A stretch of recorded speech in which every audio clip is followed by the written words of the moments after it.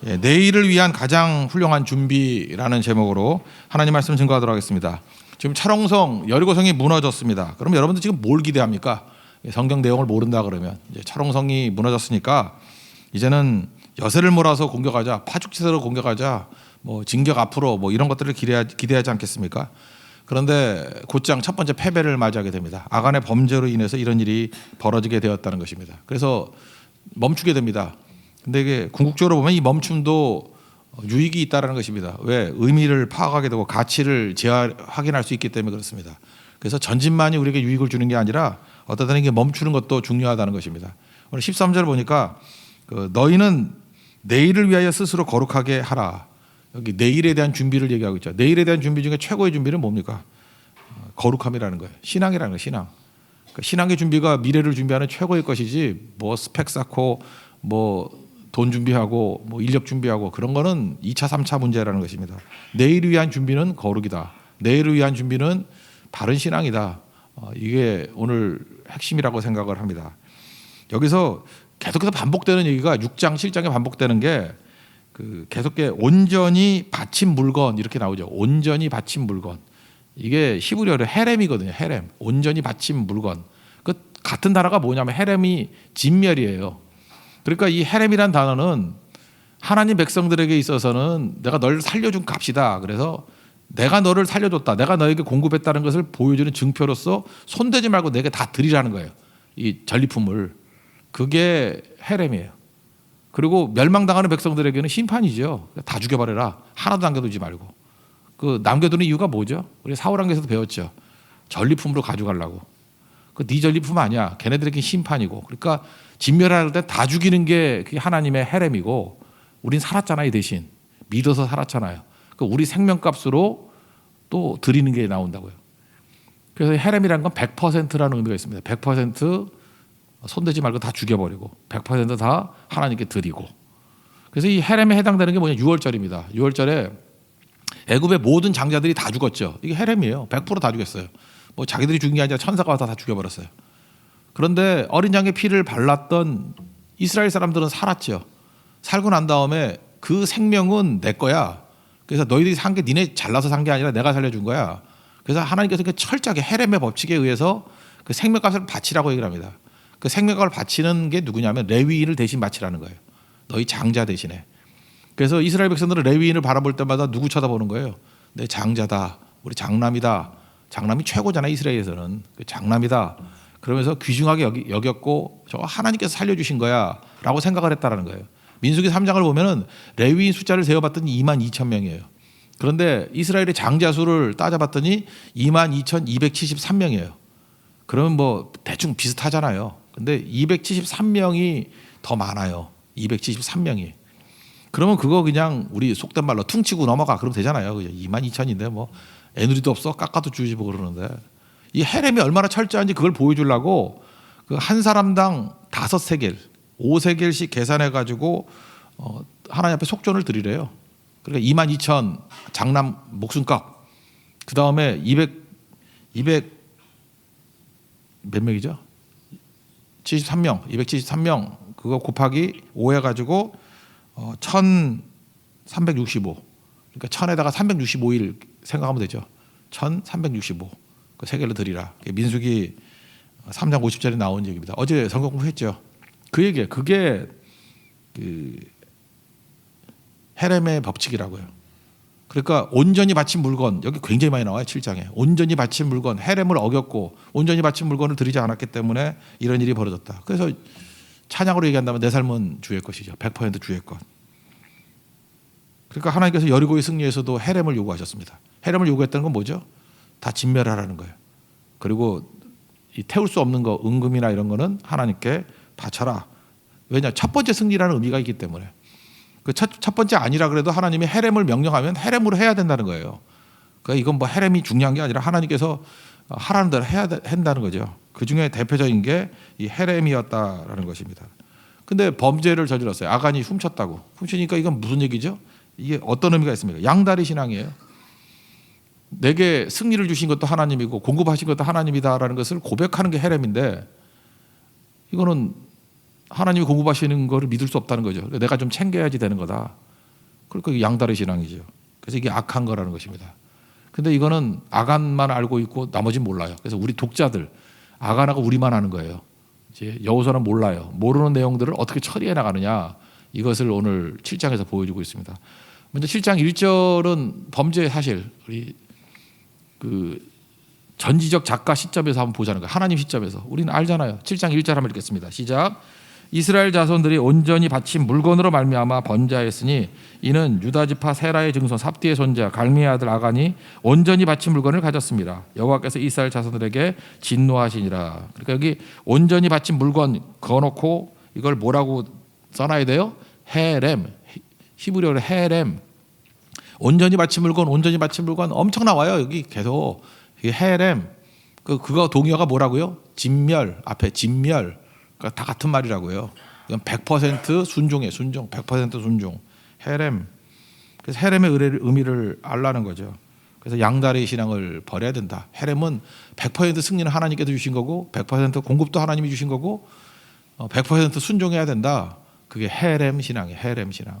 그죠? 이게 우리 가운데 있어야 되는데, 조금 승리하고 나면은 욕심 생겨가지고 양다리 걸치잖아요. 하나님의 축복도 받고 나도 좀 챙기고. 그리고 하나님의 승리를 불인정하는 거죠. 이건 하나님이 주신 승리가 아니야. 이건 나도 좀 기여했어. 이런 게 헤렘을 깨는 거죠. 하나님이 얼마나 양다리 신앙을 싫어하는지 이 헤렘 명령을 통해서 알 수 있죠. 그래서 철저히 순종하기를 원합니다. 그래서 뭐 여러 가지 잘하는 것보다는 온전한 순종이 훨씬 더 낫다. 이걸 보여주고 있습니다. 그 다음에 이 헤렘 신앙이 깨져버리니까, 신앙이 흔들려버리니까 이제 모든 게 다 흔들려버려요. 여호수아도 흔들리고 이스라엘 백성도 흔들리고 다 역전이 벌어져요. 대적들에게서 벌어졌던 일들이 다 이제 이스라엘에서 벌어져요.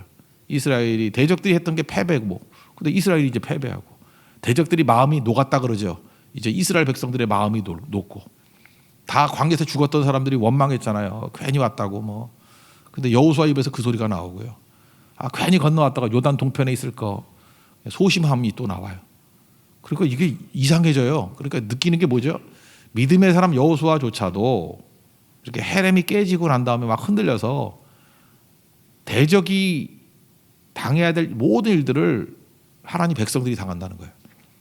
그러니까 여러분들 대적이 이가 부러지고 박살이 나야 될 거 아니에요, 그죠? 근데 우리가 헤렘을 어기면 내 이가 박살이 난다는 거예요. 무서운 얘기죠. 하나님께서 심판의 대상들에게 해야 될 일이 내가 당한다는 거예요. 그러니까 순종이 얼마나 중요한지 알겠죠. 그래서 미래를 위한, 내일을 위한 최고의 준비는 100% 순종. 우리 월요일인데 참 좋죠. 이거 다짐하자고요. 금주간에 여러분 삽질하면서 열심히 뛰어봐야, 불순종하면 하나님께서 대적들에게 주고자 하는 모든 것 다 내게 온다니까요. 그렇게 망하는 거예요. 그러니까 철저하게 순종하는 게 더 중요하다. 그 흔들리는 여호수아를 보여주고 있습니다. 근데 여호수아는 중심이 있어요. 다시 하나님께 돌아가니까 다 제자리를 찾기 시작해요. 흔들리는 여호수아, 중심 잡는 여호수아. 이게 쭉 7장 이야기예요.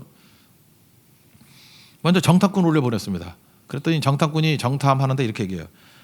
다 올라가지 마세요. 한 3,000명 정도 올라가면 됩니다. 저들은 소수입니다. 그리고 모든 백성 다 가가지고 수고롭게 하지 마세요. 뭐 이렇게 보고를 합니다. 그러니까 느낌이 뭐죠? 참 쉽다, 그죠? 참 쉬워. 근데 쉽다고 얘기하는 게 비교의식 때문에 그렇죠. 어떤 비교예요? 여리고성도 이겼는데 아이성 못 이기겠어. 그러니까 여리고성 크기하고 아이성 크기를 비교하는 거예요. 그럼 여리고성을 자기들이 힘이 세서 이겼나? 그거는 쳐다볼 것도 아닌데 하나님이 이기게 하시니까 이긴 거 아니에요. 그러니까 하나님에 대한 시각이 지금 어디로 가 있어요? 외형, 사람들의 겉모습에 가 있어요. 이러면 실패한다는 거예요. 우리가 하나님으로부터 시각이 옮겨가는 그 순간에 자만심 생기고 뭐 근거가 없는, 자기 물이 이긴 게 아닌데 크고 작은 게 뭔 관계가 있어.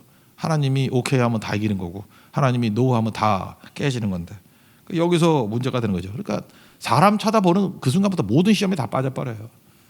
잠깐 교회 와서도 하나님은 안 보이고 잠깐 사람이 보인다.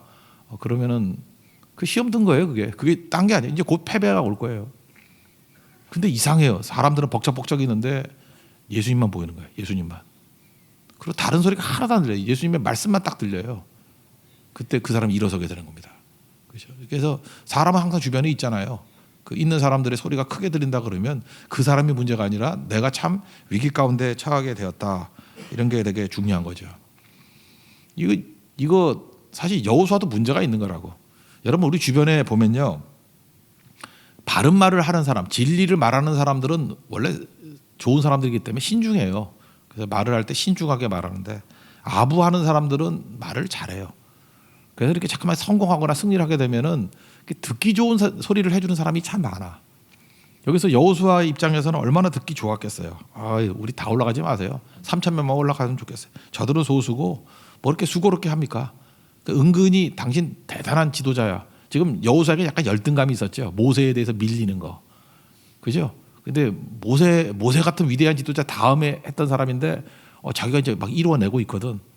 뭐 요단도 건너고 여리고성도 무너뜨리고 이제 약간은 좀 자신감이 생겼죠. 근데 주변 사람들이 이제 드디어 무시 안 하고 막 아부도 하고 칭찬도 하고 막 그래요. 솔깃했던 것 같아요, 그게. 그래서 지도자가 위험한 거예요. 지도자는 사람들의 말을 듣고 위로를 너무 얻으면 그 되게 위험합니다. 하나님의 말씀 듣고 위로를 얻어야죠. 확신은 거기서 얻어야 되는 건데, 근데 많은 사람이 그래요.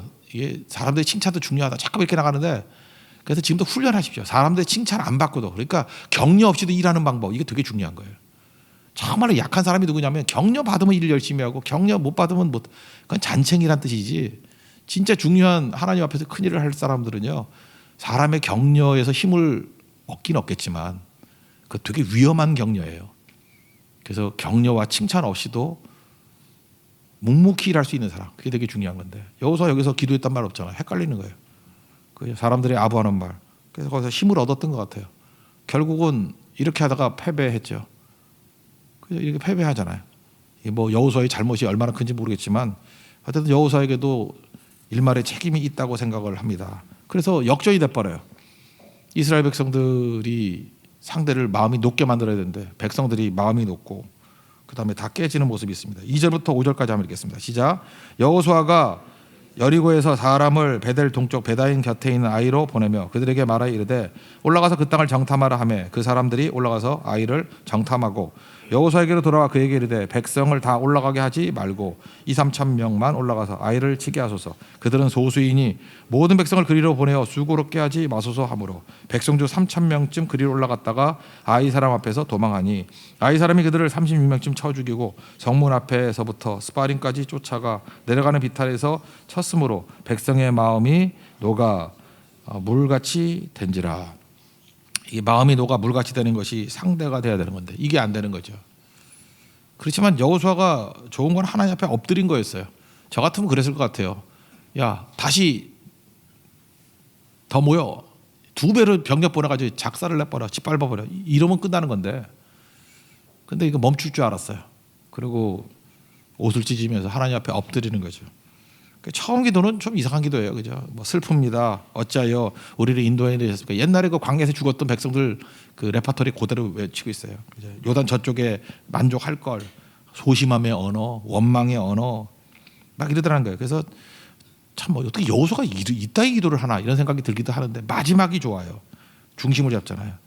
주의 크신 이름이 누가 되면 어떡합니까? 마지막 기도가 여호수아를 살렸어요. 하나님의 이름을 위하여 우리 살려주세요. 그거죠. 9절입니다. 9절. 6절부터 9절까지 한번 읽겠습니다. 시작. 여호수아가 옷을 찢고 이스라엘 장로들과 함께 여호와 궤 앞에서 땅에 엎드려 머리에 티끌을 뒤집어 쓰고 저물도록 있다가 이르되 슬프도소이다 주 여호와여 어찌 이 백성을 인도하여 요단을 건너게 하시고 우리를 아모리 사람의 손에 넘겨 멸망시키려 하셨나이까. 우리가 요단 저쪽을 만족하게 여겨 거주하였다라면 좋을 뻔하였나이다. 주여 이스라엘이 그의 원수들 앞에서 돌아섰으니 내가 무슨 말을 하오리까. 가나안 사람과 이 땅의 모든 사람들이 듣고 우리를 둘러싸고 우리 이름을 세상에서 끊으리니 주의 크신 이름을 위하여 어떻게 하시려 하시나이까 하니. 앞부분은 완전히 광야에서 망한 백성들 레파토리인데 마지막 주의 크신 이름을 위하여 어떻게 하시려 하나이까. 하나님 중심으로 돌아오니까 중심이 회복이 되더라는 것입니다. 그러므로 여기서 우리는 딱 팁 하나만 얻으면 돼요. 우리 인생에 뭐 실수도 할 수 있고 실패도 할 수 있잖아요. 그죠? 축복의 저주가 있잖아요. 너무 받아가지고 넘어지고 깨지는 게 있잖아요. 그때에 우리가 어떻게 하면 살죠? 이건 진짜 몸에 관성같이 배워야 돼요. 하나님께 나아갑니다. 하나님 중심으로. 어떻게 하면 되냐면 내 인생이 막 안 풀리잖아요. 막 사업도 안 되고 뭐 집안도 콩가루고 여러 가지 어려움이 있잖아요. 그럴 때 이거 푸는 방법이 뭐냐면 맨날 그거 놓고 뭐 풀리게 해주세요. 뭐 시집 가게 해서 장가 가게 해주세요. 뭐 돈 벌게 해주세요. 뭐 부도에서 벗어나게 해주세요. 뭐 병 낫게 해주세요. 이거 너무 집중하지 말고요. 하나님의 이름을 위하여, 하나님 영광을 위하여, 하나님 위해서 할 일이 뭡니까? 라고 하면 다 풀려요. 근데 이거 찾는데 꽤 오래 걸려요. 이거 뭐 한 10년, 20년 걸리더라고. 하나님 영광을 위해서 뛰니까 일이 다 풀리대요. 그거 몰랐어. 성경 읽어보면 나오는 건데. 명심하십시오. 이게 잘 안 돼. 왜 안 되냐면 욕심이 있기 때문에, 아간 수준이기 때문에, 우리 수준이. 근데 나를 완전히 죽여버리고 나는 오직 주만을 위해 살겠습니다. 하나님의 일을 위해 살겠습니다. 그러는 순간에 다 풀려요. 인생. 문제 다 풀린다고. 오늘도 지금 복잡한 마음 가지고 새벽에 나오신 분도 있죠. 오늘도 여호수아 이 마지막 기도 7장 9절에 이 기도 하십시오. 주의 크신 이름을 위하여. 이거예요. 주의 크신 이름을 위하여. 그러면 여러분 인생 다 풀린다고요. 그때부터 회복의 능력이 나타나기 시작하더라는 것입니다. 그러니까 하나님께서 이제 정답 가르쳐 주시죠. 이렇게 하라고. 이제 필요한 건 뭐죠? 순종하는 거죠. 뭐 하라는 대로 하면 되는 거죠. 죄 제하고 일어서는 겁니다. 그래서 뒷부분은 뭐 사실 어려운 게 아니에요. 말씀 듣는 그대로 순종하면 되는 거죠. 모르니까 문제지, 알면은 문제 될 게 뭐가 있어요. 문제 몰랐잖아요. 아간의 범죄가 있는지 몰랐잖아요. 하나님이 문제를 보여주시고 풀라 그러는 거예요. 그럼 풀면 되는 거죠. 먼저 7절부터 13절까지 읽겠습니다. 푸는 방법이죠. 시작. 여호와께서 여호수아에게 이르시되 일어나라 어찌 이렇게 엎드렸느냐. 이스라엘이 범죄하여 내가 그들에게 명령한 나의 언약을 어겼으며 또한 그들이 온전히 바친 물건 헤렘을 가져가고 도둑질하고 속이고 그것을 그들의 물건들 가운데 두었느니라. 그러므로 이스라엘 자손들이 그들의 원수 앞에 능히 맞서지 못하고 그 앞에서 돌아섰나니 이는 그들도 온전히 바친 것이 됨이라. 헤렘 또 그 온전히 바친 물건 헤렘을 너희 중에서 멸하지 아니하면 내가 다시는 너희와 함께 있지 아니하리라. 너는 일어나서 백성을 거룩하게 하여 이르기를 너희는 내일을 위하여 스스로 거룩하게 하라. 이스라엘 하는 여호와의 말씀에 이스라엘아 너희 가운데 온전히 바친 물건 헤렘이 있나니 너희가 그 온전히 바친 물건 헤렘을 너희 가운데서 제하기까지는 내 원수들 앞에 능히 맞서지 못하리라. 그러니까 이게 히브리어를 읽는 사람들은 헤렘 뭐 귀에 못이 박히겠죠. 온전히 바친 것, 온전히 바친 물건, 헤렘 철저히 하면 돼. 그래서 그 헤렘 그 못한 놈 찾아내는 거죠. 그 아간 뭐 제비뽑아서 쭉 찾아내지 않았습니까? 결국 아감이 헤렘을 어겼기 때문에 이거 제거하면 되는 거죠. 하나님 다 가르쳐줬잖아요. 우리에게도 이런 죄악들, 불순종을 제거하면 그게 미래의 준비예요. 길이 쫙 열리게 된대요. 왜? 하나님의 공급이 계속 있기 때문에, 하나님의 승리를 주시기 때문에. 그러니까 도대체 이 아간이 훔쳐간 게 뭐냐? 21절 한번 읽겠습니다. 시작. 내가 노력한 물건 중에 시날산의 아름다운 외투 한 벌과 은 200세겔과 그 무게가 50세겔 되는 금덩이 하나를 보고 탐내어 가졌나이다. 보소서 이제 그 물건을 내 장막 가운데 땅속에 감추었는데 은은 그 밑에 있나이다 하더라. 시날산 외투 그러니까 뭐 외제 가지고 오시겠지. 뭐 이런 거. 그죠? 뭐 이런 거. 그거 아마 아내한테 준 것 같아. 그래서 남자의 범죄에 여자가 옆에 있었고 남자가 이거 외투 가져와서 뭐 하겠어, 그죠? 저 외투 좋겠다. 그래서 아내를 기쁘게 하기 위해서 그러면 안 돼요. 아내를 슬프게 할 필요는 없겠지만 이런 범죄함으로 아내를 기쁘게 하다가 이게 망하는 거라고. 은 200세겔이라 그러는데 은의 그 노예의 가격이 30세겔. 예수님은 은 30에 팔렸잖아요. 그래서 은 200세겔 그러면 노예 7명 좀 안 되는 가격. 그러니까 옛날에 누가 환산을 했더라고. 요즘 같이 하면은 뭐 그러니까 노예 한 사람 가격이 한 1억 정도 된대. 1억 지금 가치로. 그러니까 얼마 횡령한 거죠. 이렇게 훔쳐간 거죠. 한 7억 정도. 그럼 거기다가 뒤에 보니까 50세겔 되는 금덩이 그랬는데 참 이것도 가치가 바뀌는 거예요. 지금은 금이 좋아요, 은이 좋아요? 금이 좋죠. 근데 옛날 예수님 당시까지만 해도 은이 더 귀했대요. 은본이죠거든요. 은. 그래서 베드로가 성전 미문에서 안진뱅이 고치고 난 다음에 금과 금은 내게 없거냐 그렇게 안 하고 뭐라 그래요? 은과 금은 내게 없거냐. 은이 더 귀한 거였어요. 그리고 금은 허드레고 가치가 다 바뀌어요. 그리고 금은 얼마나 흔한지 천국 가면 바닥에 도로 포장용으로 써. 그래서 여기서 열심히 근무하고 가면은 천국 가면 웃길 거야. 너 왜 포장용 재료를 들고 왔냐? 아무것도 아니에요. 그러니까 가치가 다 바뀌어요. 다 바뀐다고. 이때는 은이 귀중한 거였어요. 그래서 금은 계산도 안 해. 금 50세겔 그러면 이건 뭐 그냥 대충. 그래 은만 계산하잖아요. 은만. 이렇게 되는 시대가 올 줄 몰랐죠.